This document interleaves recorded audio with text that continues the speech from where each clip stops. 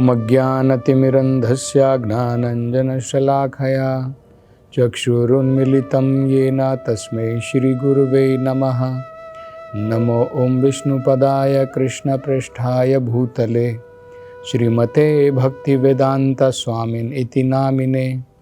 नमस्ते सरस्वती देवे गौरवाणी प्रचारिणे निर्विशेषा शून्यवादी पाश्चात्य देशतारिणे। जय श्री कृष्ण चैतन्य प्रभु नित्यानंद श्री अद्वैत गदाधर श्रीवासदि गौरभक्तवृंद। हरे कृष्णा कृष्ण कृष्ण हरे हरे, हरे राम राम राम हरे हरे। हरे कृष्णा। तो पिछली कथा में हम वर्णन कर रहे थे महाराज अग्निध्र, उनके मन में एक इच्छा थी, पितृलोक कामः। उनकी इच्छा थी कि ये शरीर छोड़ने के उपरांत वे पितृलोक में जा कर के रहें। तो उसके कारण उनको एक पुत्र की जरूरत थी, सुपुत्र की,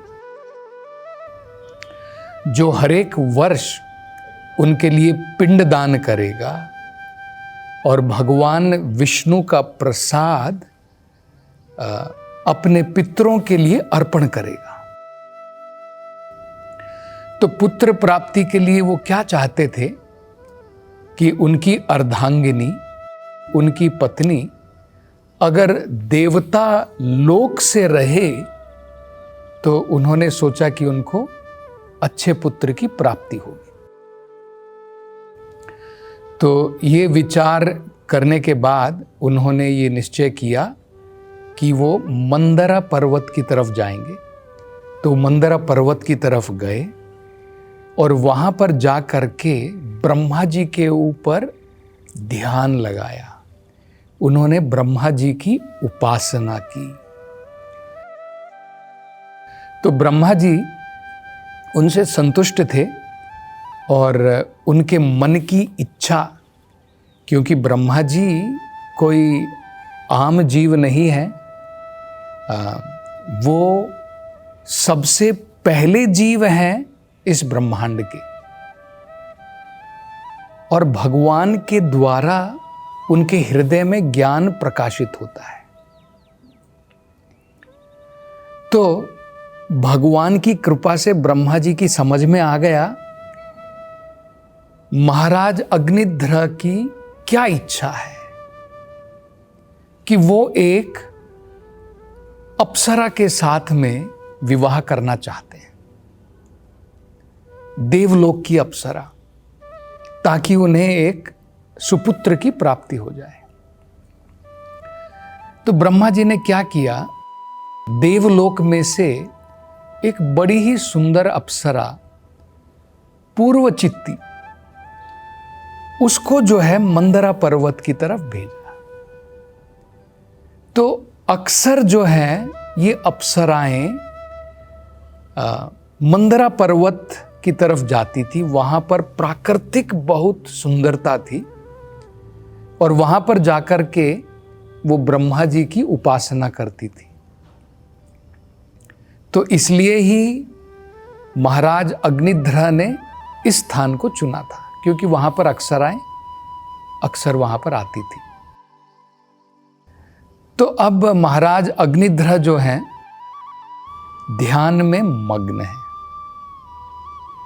उन्होंने जो ध्यान योग होता है उसके अनुसार क्या होता है, नाक की अग्रभाग की तरफ आधी आंख बंद करके नाक के अग्रभाग के ऊपर मन को एकाग्रित किया जाता है।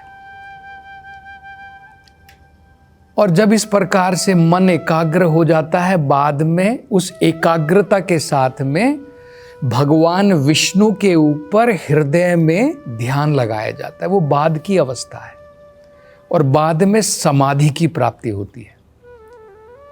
तो महाराज अग्निध्र जो है अर्ध आंखों को बंद करके अपने नाक के अग्रभाग के ऊपर ध्यान में मग्न है।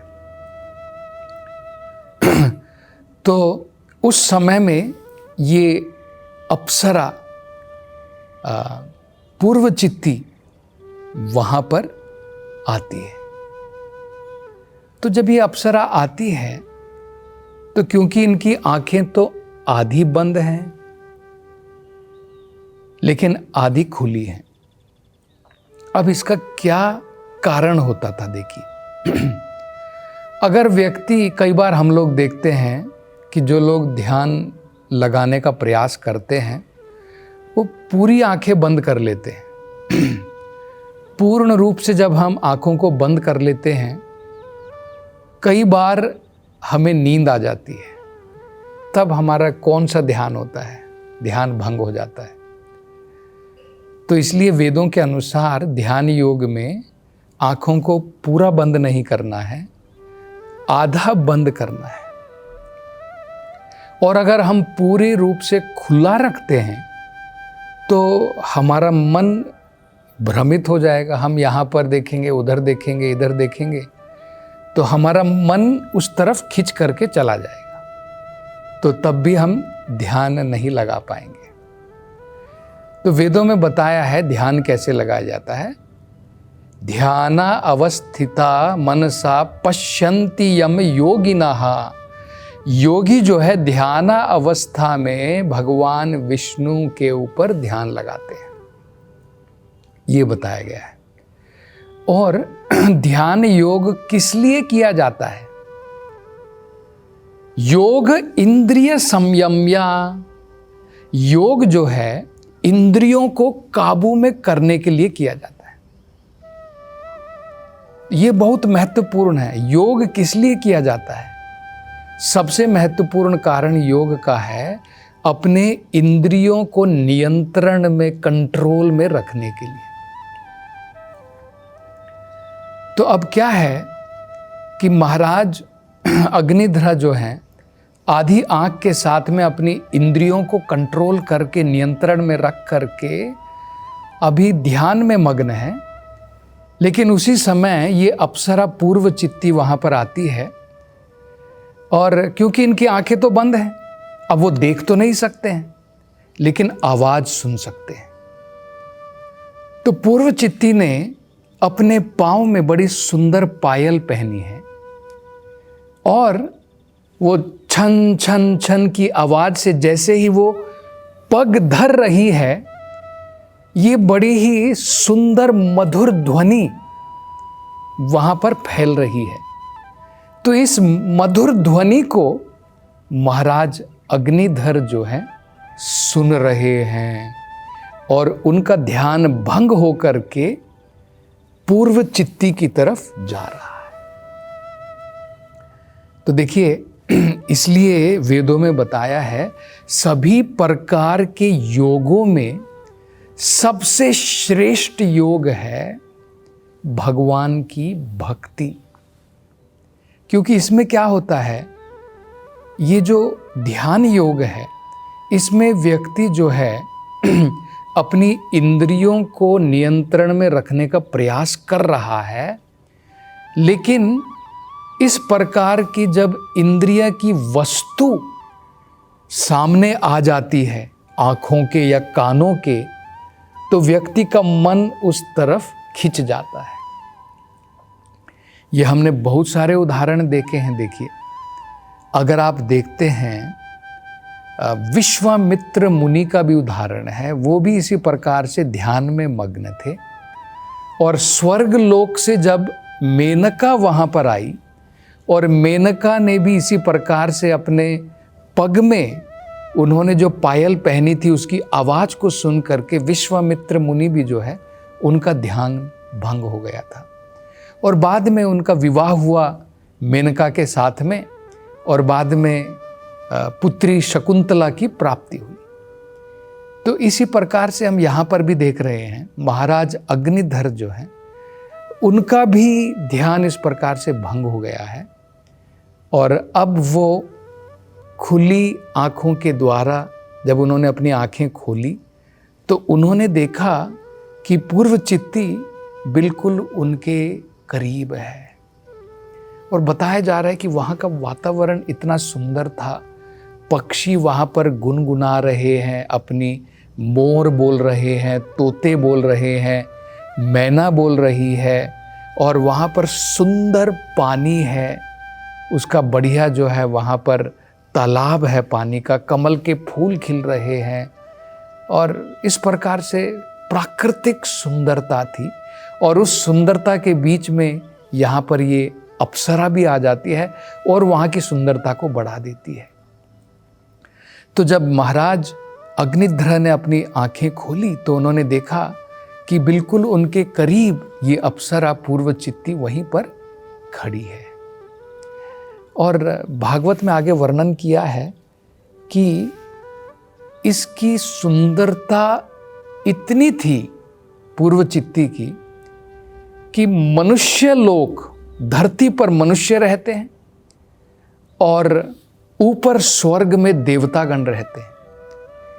उसके अंदर में इतनी शक्ति थी, इतना तेज था, इतनी सुंदरता थी कि पृथ्वी पर या फिर स्वर्गलोक में देवताओं को अपनी तरफ आकर्षित कर सकती थी।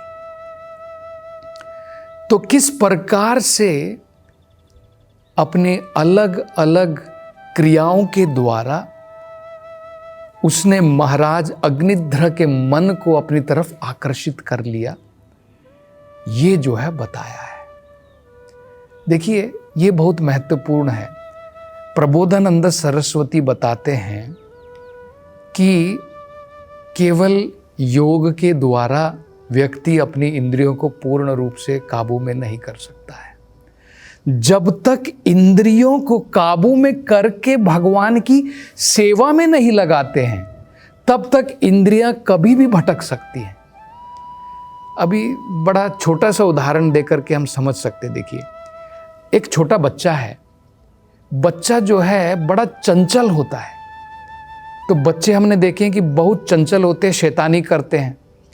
तो एक तो तरीका क्या है, हम उनको डरा के धमका के कुछ देर के लिए शांत बैठा सकते हैं। लेकिन बच्चा कितनी देर तक शांत बैठेगा? ज़्यादा देर तो नहीं बैठ पाएगा। लेकिन वहीं अगर हम उनको क्या करें, उनको कुछ अच्छे कर्म में लगा दें जिसमें उनका मनोरंजन भी हो जाए और जिसमें उनको मज़ा भी आ रहा है और साथ साथ में वो अच्छे कार्य हैं, तब वो उधम नहीं मचाएंगे, वो शैतानी नहीं करेंगे। तो ठीक इसी प्रकार से होता है। देखिए, योग के द्वारा हम शक्ति के साथ में कुछ देर तक अपनी इंद्रियों को नियंत्रण में, कंट्रोल में कर सकते हैं, लेकिन कितनी देर तक करेंगे? इन इंद्रियों को कंट्रोल में करके भगवान की सेवा में लगाना है। जब भगवान की सेवा में हमारी इंद्रियां लग जाएंगी, तब इधर उधर नहीं भागेंगी। भगवान का भक्त जो भगवान की सेवा में लगा है, ऐसी 1000 अप्सराएं भी उसके सामने आ जाएं, वो उनकी तरफ आकर्षित नहीं होगा। जिसने भगवान की सुंदरता देख ली है, जो भगवान की सुंदरता उसके द्वारा आकर्षित है और जिसकी सारी इंद्रियां भगवान की सेवा में लगी हैं, उसकी इंद्रियां दूसरे वस्तु की तरफ जाएंगी ही नहीं। तो ये बड़ा महत्वपूर्ण हम देख सकते हैं। तो यहाँ पर आगे बताया है किस प्रकार से उन्होंने जो है पूर्व चित्ती ने महाराज अग्निध्र के मन को आकर्षित कर लिया।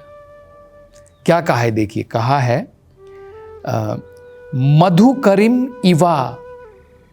ये पूर्व चित्ती जो उपवन था, वहां पर पास में बाग बगीचा था, वहां पर घूम रही है और अलग अलग फूलों को सूंघ रही है। और मधुकरिम इवा कैसे सूंघ रही है? जैसे आपने देखा ना, मधुमक्खी एक फूल से दूसरे फूल पर जाती है, तो इस प्रकार की बड़ी आकर्षमयी उसकी क्रियाएं हैं। वो जाकर के अलग अलग फूलों को सूंघ रही है और उसके द्वारा अपनी अलग अलग क्रियाओं के द्वारा क्या कहा है भागवत में? दिविजा मनुजा। दिविजा का मतलब देवतागण और मनुजा मतलब मनुष्य लोग। मनः नयना आह्लादा। दोनों के मनों को और आंखों को आकर्षित वो अपनी क्रियाओं के द्वारा कर रही थी। मनः नयना, मन को भी और आंखों को भी आह्लादा, आह्लादा मतलब आकर्षित करना, अपनी क्रियाओं के द्वारा कर रही थी। किन किन क्रियाओं के द्वारा वो आकर्षण कर रही थी? गति विहारा, जो गति विहारा का मतलब है अलग अलग जो गति से वो चल रही थी, कुछ कार्य कर रही थी, अपने गति के द्वारा भी इतनी सुंदर उसकी मूवमेंट थी, हाथों की, पाँव की, कि मनुष्य जो है उसकी तरफ आकर्षित, देवतागण भी आकर्षित हो जाएं। व्रीड़ा, व्रीड़ा का मतलब होता है, देखिए सुंदर स्त्री में जब लज्जा होती है, लज्जा जिसे हम लोग कहते हैं ना, वो उसका एक आभूषण होता है। तो लज्जा के द्वारा भी स्त्री जो है पुरुष को आकर्षित कर सकती है। विनया, विनम्रता के द्वारा, तो अपनी विनम्रता के द्वारा, अपने लज्जा के द्वारा वो जो है आकर्षित कर पा रही थी।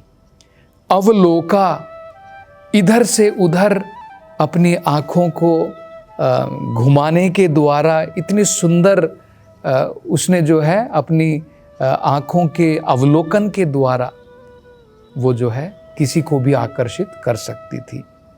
सुस्वरा अक्षरा, जब वो कुछ बोलती थी तो ऐसा प्रतीत होता था मानो मधुर स्वर, गीत उसके मुख से निकल रहे हों।